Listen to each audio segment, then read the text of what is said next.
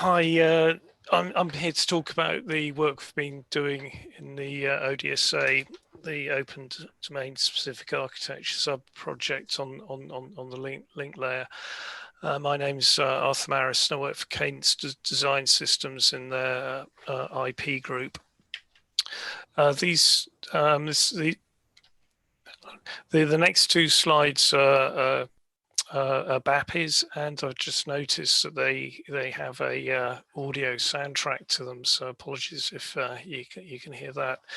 So this is the so on the right you have all the sessions in the ODSA track, and I'm doing the open link layer side of things.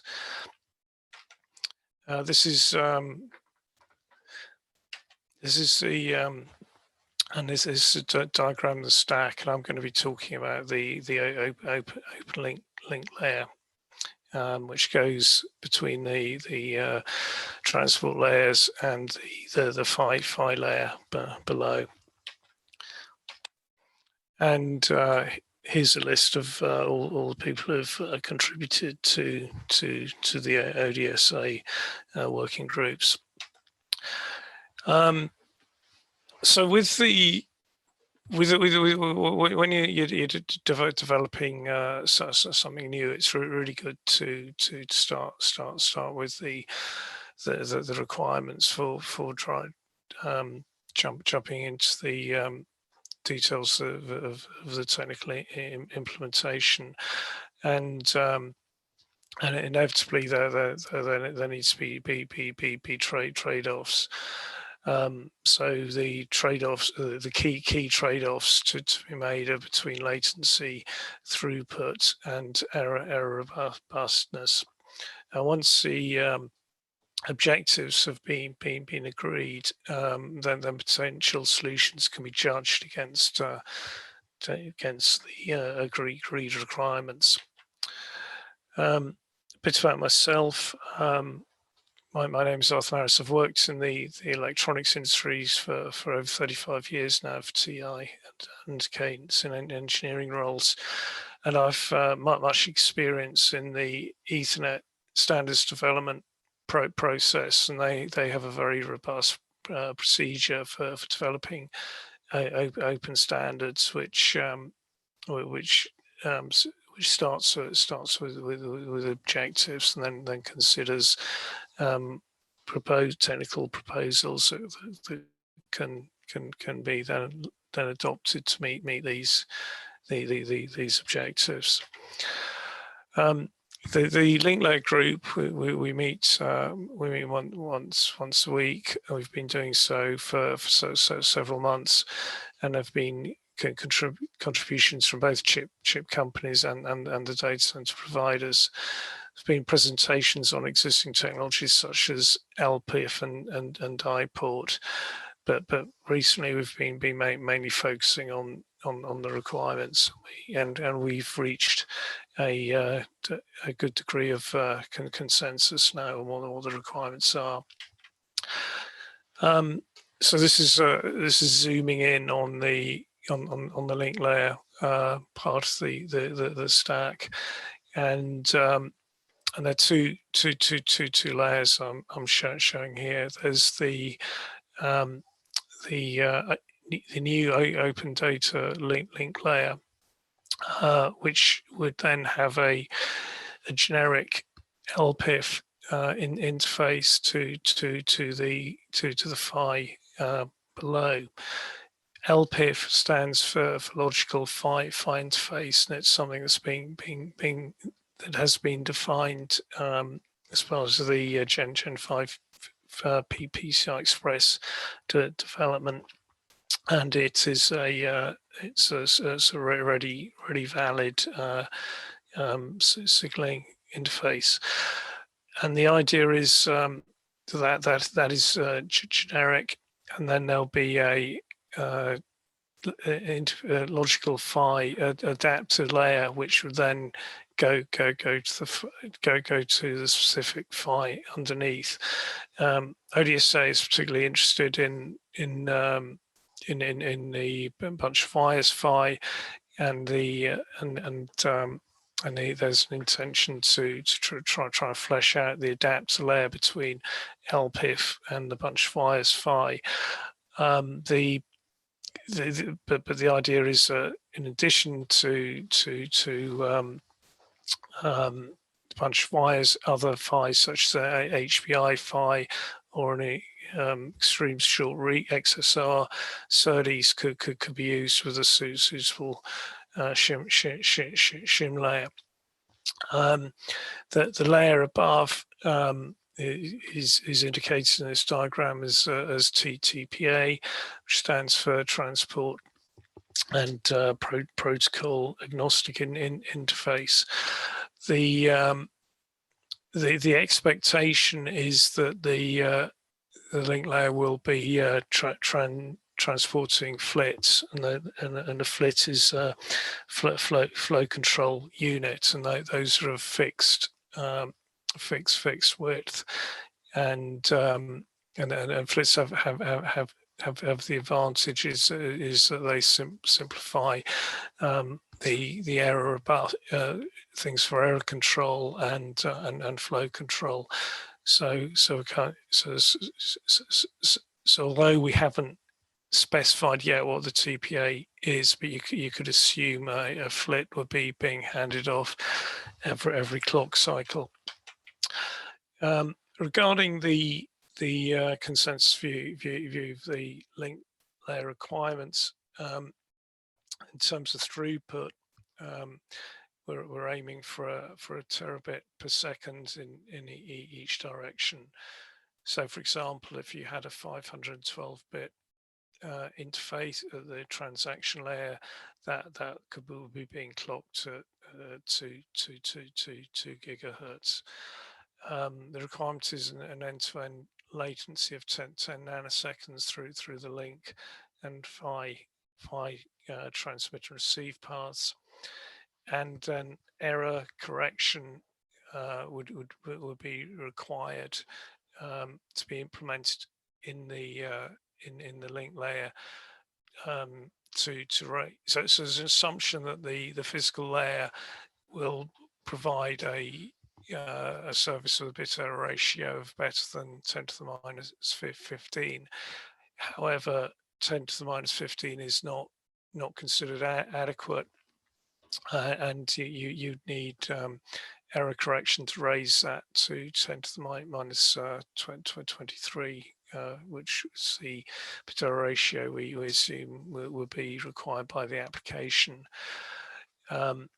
We also think that we also need to consider signaling for flow control, and as I said earlier, there's a view that we need a generic interface to the logical phi layer below, a generic logical phi interface, and then below that there'll be a further adaptation layer to interface to specific phi, which might be parallel bunch of wires or the HBA based on the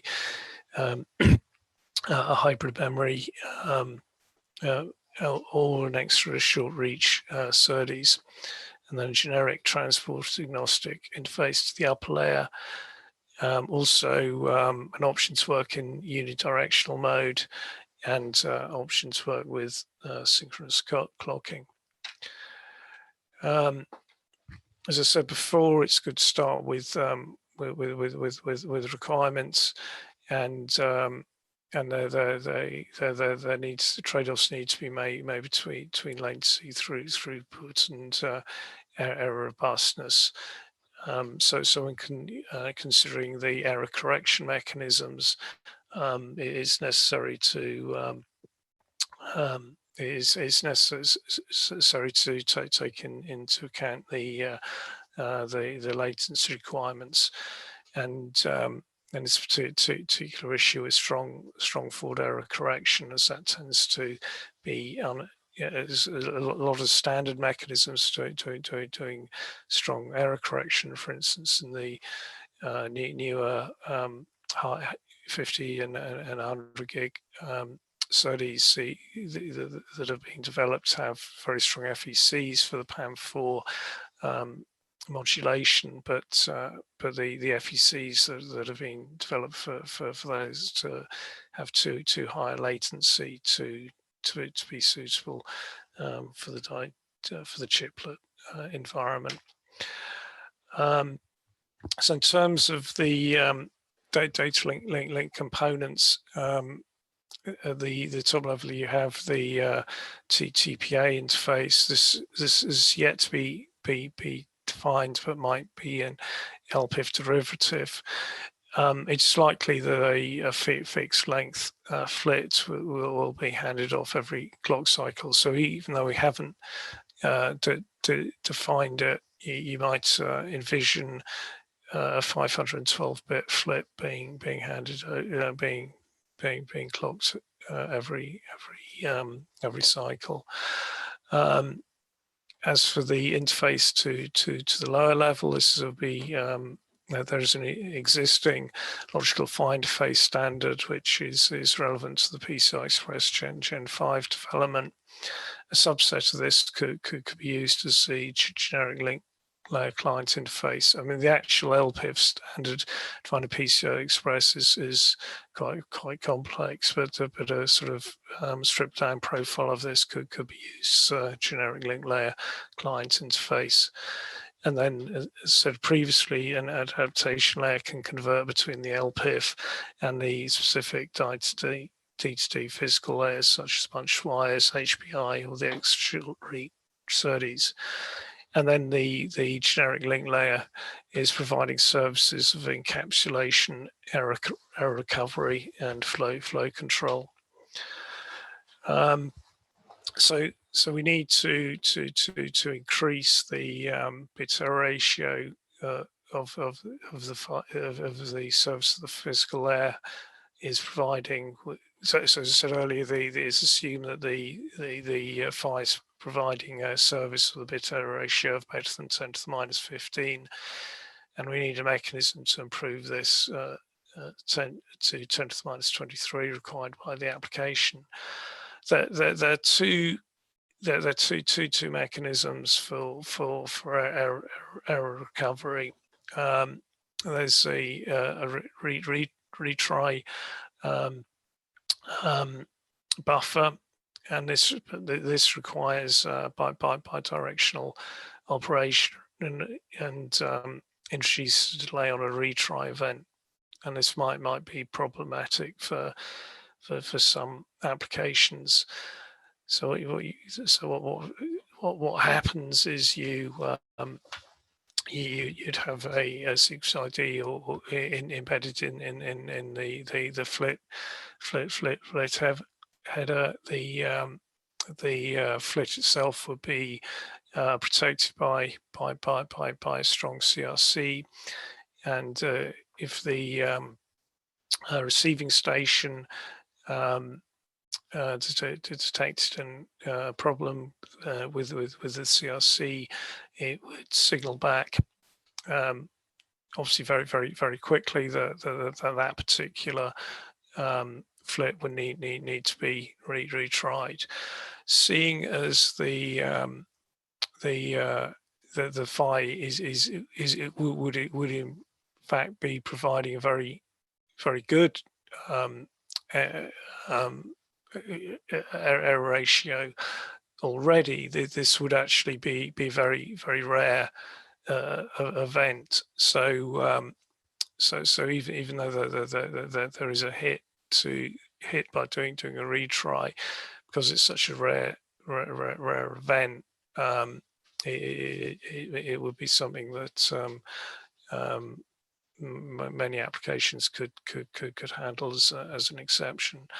The alternative error recovery mechanism is to use error correcting codes. As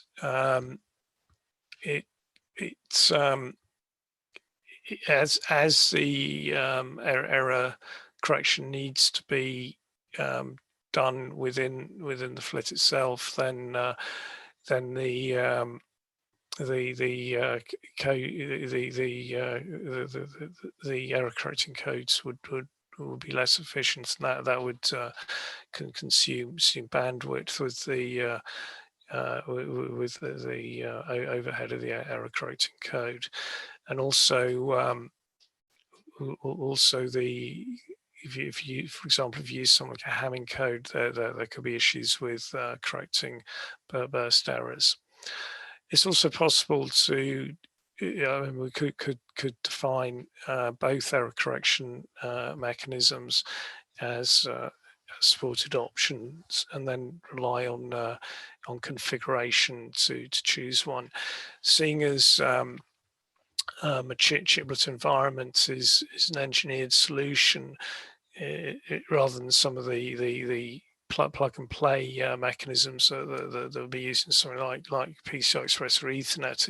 It's not, having options isn't that bad, because because it's a chiplet environment, is a closed system.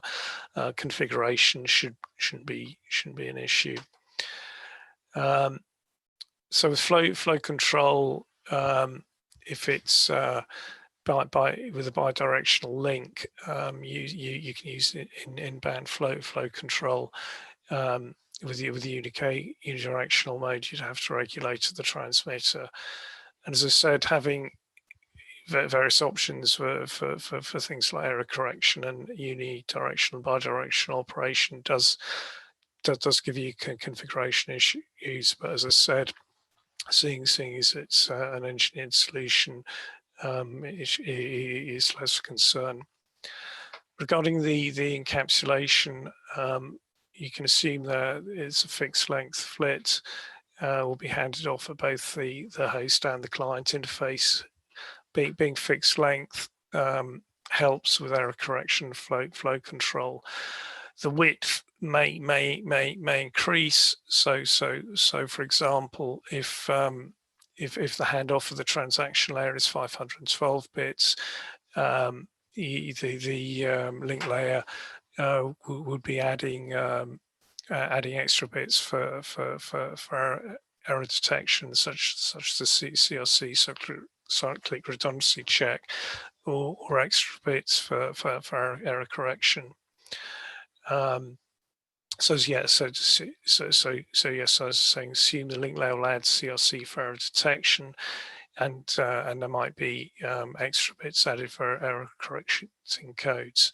So the width of the LPIF interface to the generic PHY, logical PHY, is likely to be slightly wider than the transaction layer, which will be the FLIT, which should be the FLIT width. And assume the FLIT will contain a header to transport flow control and other signaling information. As for the services provided by the PHY adapter layer, it might contain an elastic buffer for crossing clock domains. Might do lane alignment, and any sort of specific PHY bring up if required.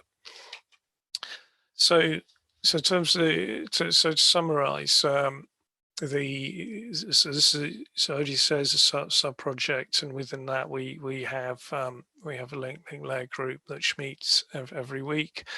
We've made good progress with agreeing the requirements. We have a common understanding of the services that are required at various layers of the die-to-die stack, and we're now moving on to flesh out the technical details of the various services, and more work we need to do more work on this, and it has to be said, we are now moving to,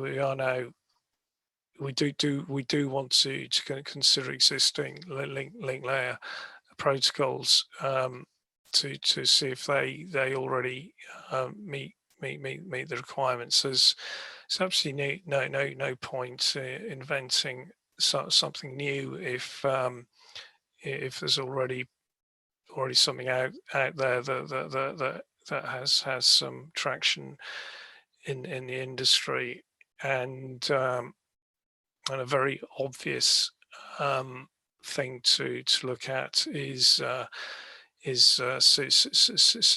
CXL, which seems to meet the latency and the error correction capabilities and throughput. And if we could if we could just adopt that, perhaps adopt an existing link layer protocol as a black box or a profile of so for example, if we could do a profile of CXL, that might do it. Having said that, the link layer group has not had any presentations from CXL consortium, but I thought I'd mention this because this is something that came up on our most was something that's discussed on our most recent link layer meeting. So this moves me on to the call to action. It'd be really good to have. I mean, we already have a good level of participation, but it would be great to have some more. The meetings are every Thursday, 1 p.m. Pacific time. Please feel free to contribute and just contact BAPI if you want to get involved. And that's the link to the wiki. And that's it. And if there are any questions. Actually, yeah, apparently there's a reasonable number of people online. So just so you know, everybody's speaking live. So if you have any questions, please feel free to ask the speakers. We've got Arthur and Mike and JP from the POC deck still online.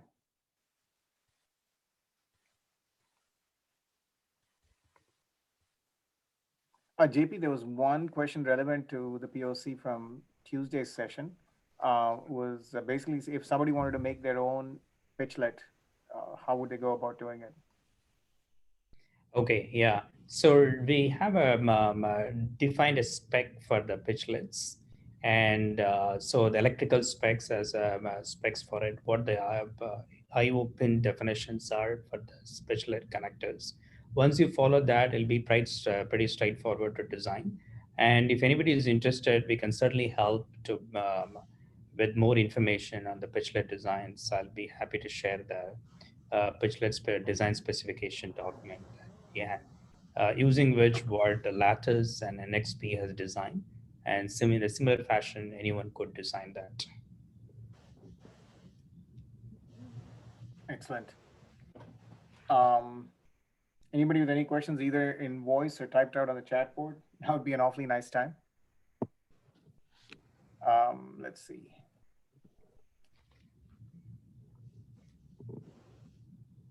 Okay.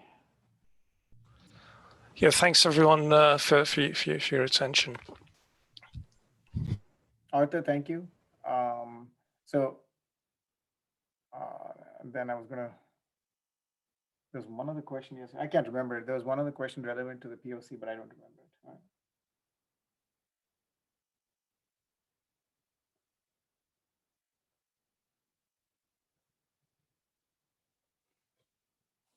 Thanks, Arthur. I know it's 11 p.m. in England. Almost 10 p.m. 10 p.m.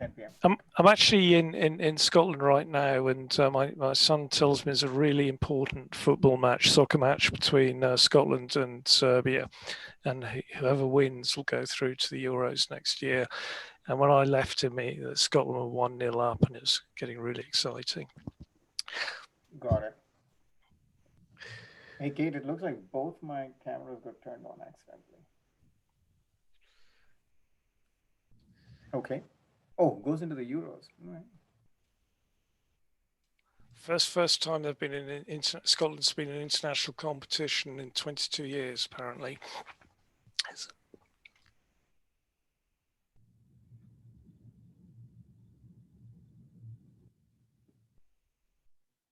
Alan, you have a question?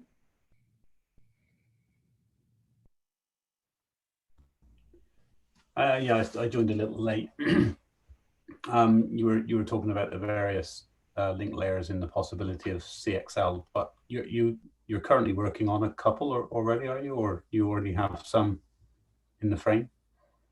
No.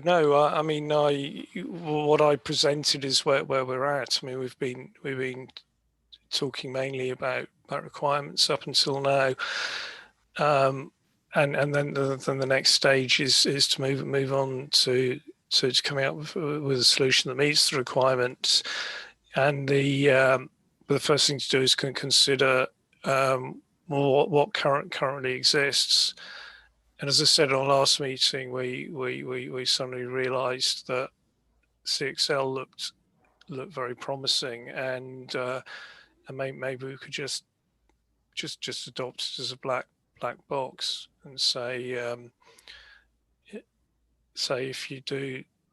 if you have a CXL implementation, bring out an LPIF interface to your PHY layer, and there you are. So yeah. CXL is designed to run over PCI Express. So basically, what you do is you'd remove the PCI Express at the LPIF layer and put a chiplet die-to-die PHY in there instead. Right. So that's what we're thinking. But we need.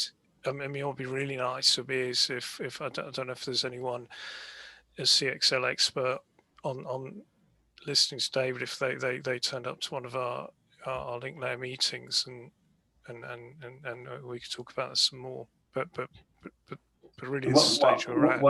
I did mention it before, I think, in one of our internal meetings, but another one to maybe consider is the OMI Open Memory Interface. That's a lot simpler, and it's in production, so it's not, so I think it'd be worth considering that one as well. But that was the only thing, and I owed you getting in touch with some of the IBM people to hear what that was. And so do you know what bit error ratio that can deliver? Yeah, well, it's fantastic. It is because it's designed for memory, right? They do. I think the conversation we had on your last presentation was around the retry requirements, because I was surprised because retries are not good in the memory channel. I did find out the OMI does have retries, but they occur so infrequently that they're not an issue. But I think that would be interesting for this discussion, because it is such a low latency, low level, and you could then add CXL on top of that sort of thing in the IO tile. So if you're familiar with Intel's FPGAs, they have all of their IO tiles on the EMIB have the PCI, the Ethernet, or the UPI inside the tile. And so you don't, and CXL carries quite a lot of overhead because it does support all of these configurations, and so it's quite a heavy burden to force everybody to follow. Whereas the OMI would be a much lighter touch, I think. And so that's where, and then you let the IO side of it. If you're going between chiplets, it's quite simple. But if you're going IO, you then convert to the various fabric that you want to talk to in the IO tile. And so just to be clear, when I say adopt another protocol, I mean just the link, just one slice of that. It's one sub layer of that. So not for a minute stressing adopt the entire CXL stack. It'll be just the link layer, slice of the link layer, and I'll get the impression that there's sort of momentum in the industry going for flits with retries. It seems like that's quite a common thinking. Yeah, I believe the OMI is similar. I mean, it's flit based and it does have a retry capability, but it's architected for for obviously for a memory channel. So the failures are needed to be a lot less. Or, you know, it's designed for a lower latency and very lightweight link there. Okay. Hey, so I've got to. So we will grab, if you wouldn't mind sticking on, if we have some time at the end of this talk, then I will be. We can resume the discussion then, Alan.